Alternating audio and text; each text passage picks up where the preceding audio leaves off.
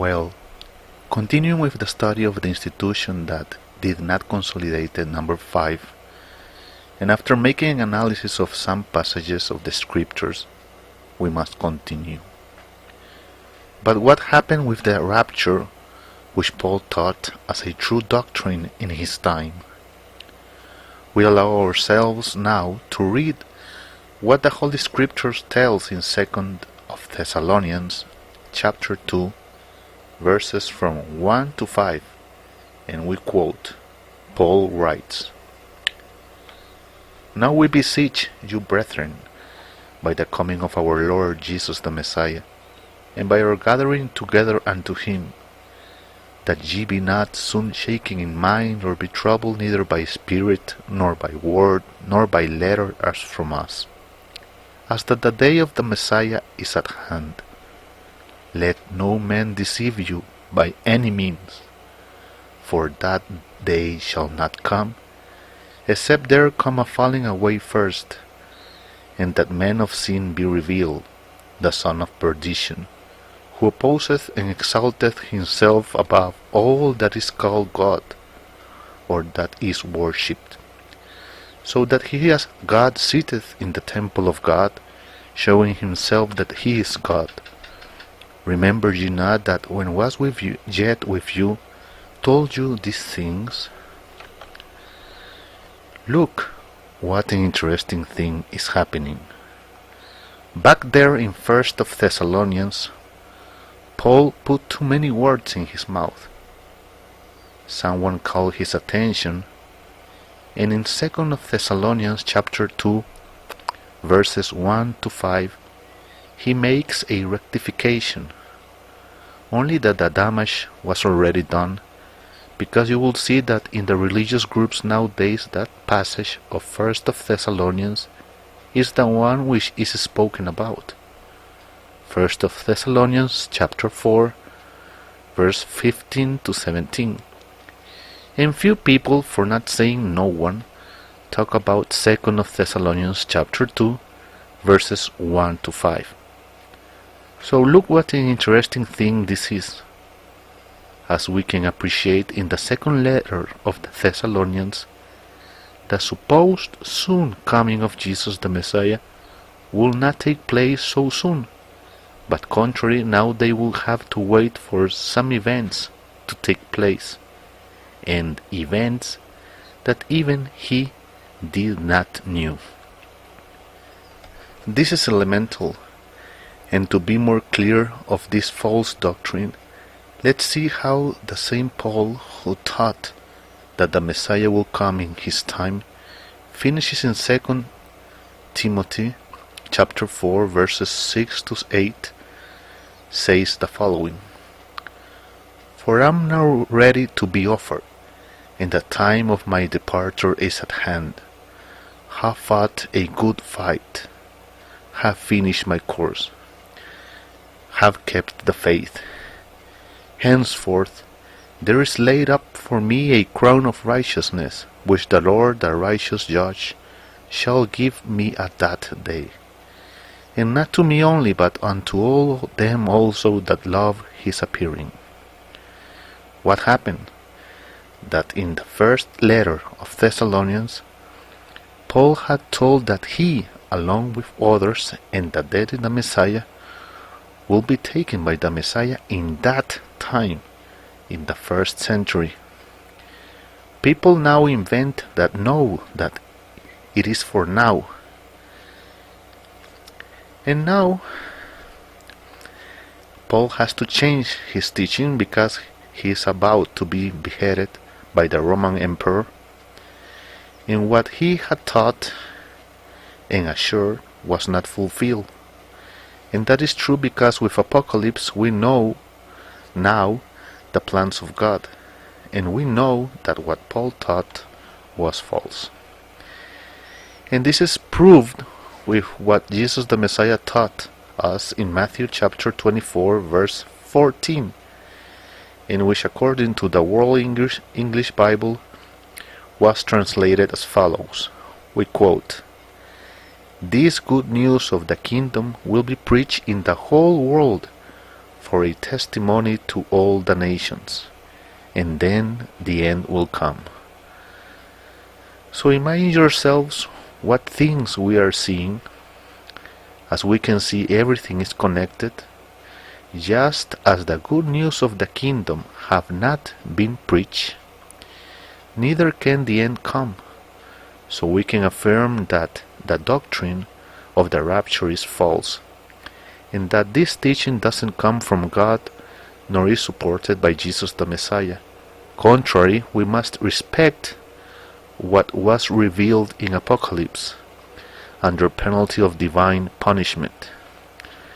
Let's not be forgetful hearers and remember the following. In Apocalypse chapter 22, verses from 18 to 19. For I testify unto every man that heareth the words of the prophecy of this book. If any man shall add unto these things, God shall add unto him the plagues that are written in this book. And if any man shall take away from the words of the book of this prophecy, God shall take away his part out of the book of life, and out of the holy city, and from the things which are written in this book. So with this context of things, we can affirm facts quite punctual. One of them is what happens to whom adventures, to whom dares to abusively say that this is going to be the will of God about X, Y, or a certain thing. Well, we can see the results. Paul dared to do it, said in the name of the Lord a series of things, but what happened according to history's testimony? Paul died decapitated in the Appian Way. That is what history collects. The rapture never took place in the first century. In 2nd of Thessalonians he rectificates and says, look, the truth of things is that, in consonance with the little I know, is that before this takes place, another event has to happen, and talks to us about a character that is cited in an obscure way because Apocalypse speaks of him and tells us that it's not one character, but two. So definitely we find ourselves with a truth that many do not want to accept, and that truth has to do with the facts that we do not know the will of God until God reveals it. And it doesn't matter what position we have, the supposed power that we represent, the title we possess, that doesn't mean anything to God. And contrary to that, Apocalypse, what came to do is to unauthorize Paul in this topic, to say, look, do not pay attention to what he says in this point, because he's totally astray, because the one who has to reveal all these things is the only one who is worthy. And we have already read who is the only one worthy, right? We already read that there is no one in heaven, nor in the earth, nor beneath the earth, that was found to be worthy of opening the book and to loose the seals. Not even to look at it. What an extraordinary thing. And the only one that relates revelation is the Lion of the tribe of Judah, Jesus the Messiah, the revelation in person. So the Church of God hopes that with this teaching you can change, analyze, and take the correct decisions, because the decision is in your hands, and you are the one that has to decide. We believe that the foundations that we are contributing with are more than enough so that you can take the correct decision, and can run from the religious confusion that actually rules the religious world. This is a chaos, a destruction. But it is necessary for the Church of God to preach the good news of the kingdom, and for that end we have put to people's disposition this radio program where we are giving this teaching, and we have also put to people's disposition another series of resources so that you can study them. But to us the most important thing is to remember the words of Jesus the Messiah. Look that nobody deceives you. And that is vital, that is important in this time of deception. That you do not let yourself to be deceived, to not believe things that are not true. That you have to investigate, search, corroborate, to verify if what is being said is true or not. And if one finds the deceit, has to run from it, as if one were to run from a snake. So we leave to your reflection this teaching of the institution that did not Consolidated part number 5, and we hope, we pretend that you can make the reflections about the case. If you have any concern, doubt about your faith, about the study, or want to share us something, we will give you the address of an email so that you can write us, so that you can interact with us.